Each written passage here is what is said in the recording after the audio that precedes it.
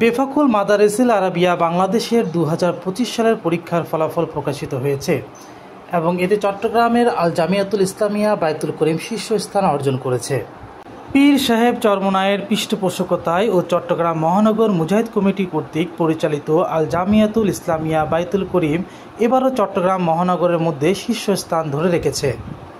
এবারের পরীক্ষায় 105 জন শিক্ষার্থীর মধ্যে 28 জন তারতিব মেধা তালিকা, 58 জন মুমতাজ গোল্ডেন এ প্লাস, 26 জন জাইয়েদ জিদ্দান এ অর্জন করেছেন। এই সাফল্যে জামিয়ার নির্বাহী মুহতামিম মাওলানা কামাল উদ্দিন সাকি হাফিজুল্লাহর চিন্তা ও পরিকল্পনা গুরুত্বপূর্ণ ভূমিকা রেখেছে।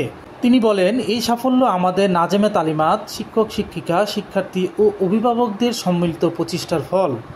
এছাড়া পরিচালনা কমিটির দায়িত্বশীলদের নিয়মতান্ত্রিক প্রচেষ্টাও ছিল অসামান্য, যা এই সফলতার অন্যতম মূল চাবিকাঠি।